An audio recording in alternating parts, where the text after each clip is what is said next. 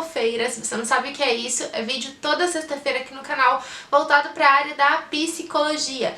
Então hoje nós vamos falar sobre os horrores da psiquiatria. Infelizmente é uma história muito triste, especialmente aqui no Brasil, que foi marcada por um momento chamado de Holocausto Brasileiro, porque sim, comparado com os campos de concentração nazista, o que nós tivemos aqui foi um campo de horrores também.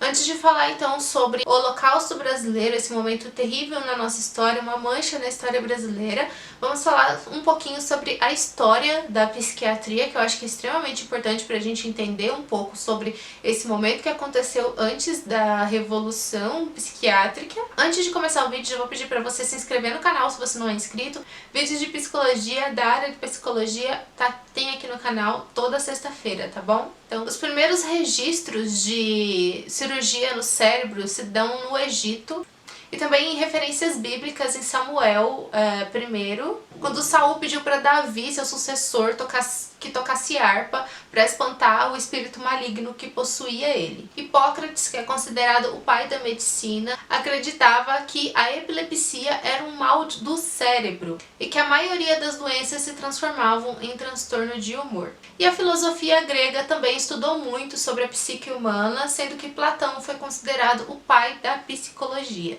E um pouco mais tarde, o cristianismo também teve forte influência na psicologia, psiquiatria também, difundindo superstições acerca dos males, do cérebro, associando diretamente a um castigo divino. Mas um dos principais nomes que ajudou a cunhar os fundamentos cristãos da época foi o Santo Agostinho, que também era filósofo e mais tarde também influenciou na criação da psicanálise do Freud e na própria fenomenologia ou fenô para os íntimos. Apesar de tudo isso que aconteceu na história e muito mais coisas acerca do desenvolvimento das descobertas do cérebro humano e das suposições filosóficas e várias outras questões que eram debatidas na época, infelizmente na Idade Média houve um obscurantismo e as coisas voltaram a regredir com punições severas por qualquer pessoa que parecesse ser diferente. E então as doenças mentais eram tratadas com exorcismos, geralmente por pessoas da igreja. Mas mesmo nesse momento de trevas, que foi conhecido na Idade Média, começaram a surgir asilos na Europa, onde as pessoas com alguns transtornos mentais eram encaminhadas. Os dois primeiros asilos que surgiram foram na Bélgica e em Londres. Mas infelizmente, depois de um tempo, esses locais começaram a ser locais para pessoas segregadas, para minorias, como delinquentes, como pessoas abandonadas pelas famílias e também os doentes mentais. Os tratamentos desde essa época já eram tratamentos muito severos, muito cruéis mesmo, eram tortura. Eles usavam grilhetas nas pessoas e, pelo que eu olhei na internet, é uma espécie de corrente que fica nos pés e nas mãos das pessoas, dependendo do tipo. Também privavam de comida e açoitavam essas pessoas. Além de diversos outros castigos, tudo que pudesse impor sobre uma pessoa que está ali privada de alimentação, eles poderiam fazer. A pessoa ficava ali subjugada a quem estava tomando conta do asilo. Então depois na história a gente tem o marco renascentista e o marco iluminista que beneficiou as artes e as ciências, mas infelizmente não beneficiou nem um pouco as pessoas com transtornos mentais, porque eles ainda viviam em situação de promiscuidade e sempre submetidos a maus tratos. Então é bom a gente pensar hoje em dia que a gente ainda tem essa dificuldade de aceitar que doença mental é tão comum como uma doença no fígado ou uma doença no coração e buscar tratamento para isso. Isso advém aí de uma história muito longa, de aversão a transtornos do cérebro, a doenças mentais, como se elas fossem vergonhosas e também marginalizadas da sociedade. Então é aí que a gente começa a compreender a raiz de onde vem esse medo que a gente tem de assumir um transtorno mental, uma doença mental. Alguns autores surgiram nessa época e são nomes muito importantes hoje em dia, mas o trabalho deles eram muito separados, então não ganharam tanta força na época. Como, por exemplo, o trabalho de São Tomás de Aquino, que era uma pessoa da Igreja Católica, e as pessoas da igreja tinham mais acesso à leitura, completamente mais acesso do que as pessoas da sociedade no geral. Desde que essas pessoas fossem ricas, elas tinham mais acesso à leitura. Então é muito comum a gente ver na história em diversos assuntos que pessoas da igreja desenvolviam livros, né, desenvolviam teses acerca de um assunto, como no caso de São Tomás de Aquino, que desenvolveu o tomismo, que ficou muito famoso na época. Quer dizer, que ficou muito famoso no decorrer dos tempos. E o trabalho dele foi considerado o primeiro voltado para a psicoterapia. E apenas no século XVII que se notou mais o interesse mesmo pela interpretação científica das doenças de espírito. E o século XVII ficou marcado pelo racionalismo, onde o termo loucura começou a aparecer mais intensificadamente pelos poetas como Shakespeare ou pelo autor de Don Quixote, que é um dos meus livros favoritos da vida. Eu li a adaptação do Monteiro Lobato e gostei muito quando eu era criança, adolescente, né? Pelo Miguel Cervantes, né? O autor de Don Quixote, Miguel Cervantes. E nesse momento as descobertas científicas de diversas áreas começaram a respingar, a ajudar a construir a área da psiquiatria. Eu sei que tá um pouco longo esse momento histórico contando pra vocês, mas é importante a gente entender de onde vem a psiquiatria pra gente poder falar de fato sobre o Holocausto brasileiro e os outros problemas que a gente teve aí no decorrer da história. Apesar de todo esse desenvolvimento que aconteceu no século XVII, as pessoas ainda eram tratadas de forma desumana, sendo considerado por muitos muito pior do que o tratamento que as pessoas recebiam na prisão. Teve um estudioso chamado Esquirol, eu não sei se o nome dele se fala dessa forma, mas se escreve Esquirol. Ele era estudioso de instituições desse tipo, instituições de pessoas internadas, às vezes à força, às vezes sem necessidade, e aí ele falou o seguinte acerca disso: eu os vi nus, ou vestidos de trapos, estirados no chão, jogados na umidade do pavimento apenas por um pouco de palha. Eu os vi privados de ar para respirar, de água para matar a sede e das coisas indispensáveis à vida. Eu os vi entregues às mãos de verdadeiros carcereiros, abandonados à vigilância brutal destes.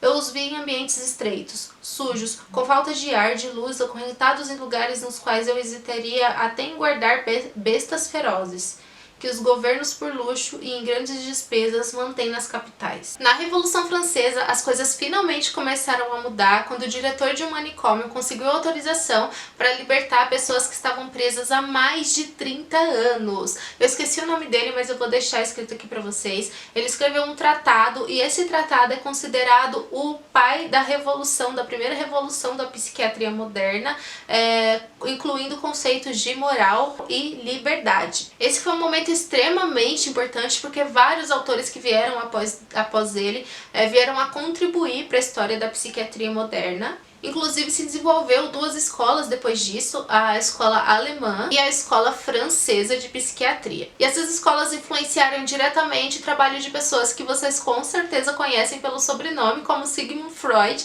e o Alois Alzheimer. Eu não sei se o nome dele se diz Alois, gente, vou olhar depois, vou escrever aqui pra vocês. O Alzheimer, que vocês conhecem pela doença, né, a doença de Alzheimer. O Freud desenvolveu o estudo da psicanálise, o Alzheimer o estudo das demências e o César Lombroso na área da criminologia. A difusão das teorias freudianas aumentou a bipolarização da psiquiatria que se desenvolveu em duas linhas inconciliáveis, a de natureza organicista e a de natureza psicologista. E aí surge a psicofarmacologia como uma necessidade de urgência no início do século XX, trazendo duas revoluções muito importantes na história da humanidade, que é o tratamento da esquizofrenia com medicamentos e lítio para o transtorno bipolar. Os exemplos históricos que a gente conhece até hoje como os mais cruéis aconteceram na Alemanha nazista, na União Soviética e no regime de apartheid da África do Sul. Uma das terapias consideradas das mais cruéis que aconteciam e que é a mais famosa da história é a ECT, o choque, né, que davam na pessoa, com a pessoa acordada, eles davam esse choque. E ele servia meio que para acalmar a pessoa quando ela era muito agitada. Mas isso começou a ser banalizado, as pessoas usavam como castigo, como ameaça ou como forma de tortura mesmo. Davam um choque com a pessoa acordada. Imagina a dor que ela sentia, e depois ela ficava ali parada na cama por vários dias até recuperar os sentidos, e aí ela ficava desorganizada por muito tempo até voltar de novo a se recuperar. A terapia de choque voltou a ser utilizada nos dias de hoje, mas ela, ao contrário de antigamente, é usada com autorização do paciente e dos responsáveis, dos parentes, né, que estejam com a pessoa, é feito sob anestesia e não é em alta voltagem como acontecia antigamente. Essa era uma das práticas que o movimento que surgiu nessa época, mais ou menos, da antipsiquiatria queria que fosse cancelada, que parassem de usar, porque justamente essa falta de controle que existia por ser um método muito barato, ele se banalizou. Então qualquer pessoa poderia sofrer um choque desse só por ameaça ou por vontade de quem estivesse ali controlando o uso do ECT. Uma outra prática extremamente cruel que surgiu nessa época, na verdade em 1935, por aí, foi a lobotomia. Quem criou essa técnica ganhou até um Nobel da Paz na época. Ela consiste em retirar um pedaço do cérebro, isso mesmo, retirar um pedaço do cérebro para acalmar a pessoa.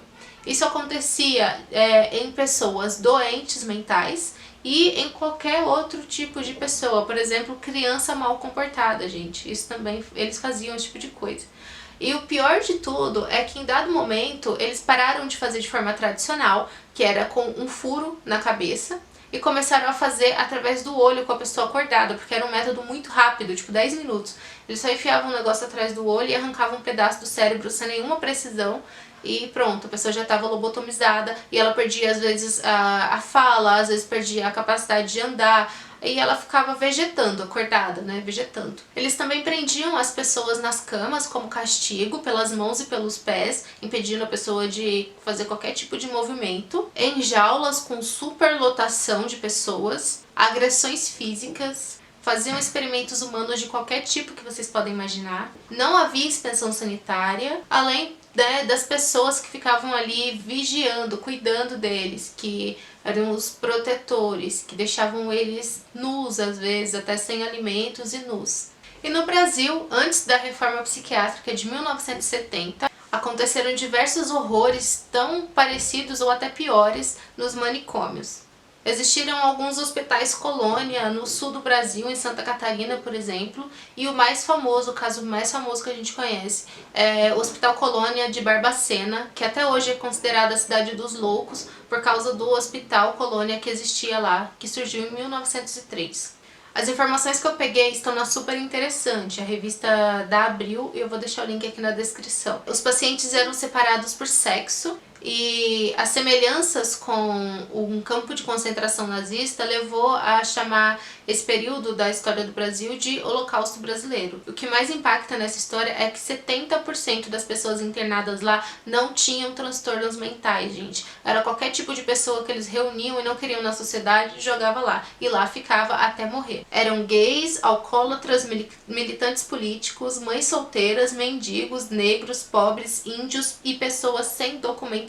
Os tipos de castigo mais horrendos que tinham lá era a ducha escocesa, que é um jato de água de alta pressão que eles mandavam na pessoa, tratamentos de choque aplicados em quem não se comportasse bem, não era necessidade do tratamento de choque, era castigo.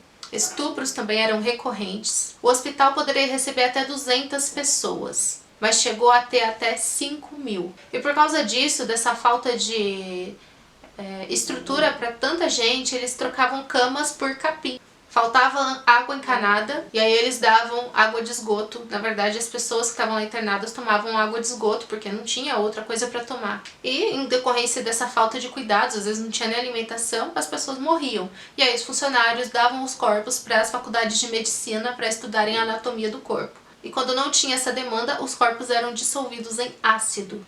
Estima-se que mais ou menos 60.000 pessoas perderam a vida no Hospital Colônia até os anos 80. As coisas começaram a mudar com a Revolução da Saúde Mental em 60 e com a Revolução Antimanicomial no Brasil em 87, em que a intenção dos hospitais era de reabilitação e não de prisão. Hoje resta dessa tragédia 200 pessoas vivas, segundo essa matéria da revista Abril. Bem, pessoal, esse foi então o vídeo sobre a história do horror que era a psiquiatria antes de todas essas revoluções que aconteceram. Espero que vocês tenham gostado do vídeo. Se você tem alguma informação a mais sobre essa história, especialmente sobre a história do Brasil, que é muito recente, deixa aqui nos comentários, tá bom? É super interessante pra gente compartilhar e pra gente ficar ciente das coisas que acontecem. A história serve justamente pra gente entender o passado e não repetir essas coisas no futuro. E é isso, obrigada por ter assistido, deixa seu like se você gostou, um super beijo e até a próxima. Tchau!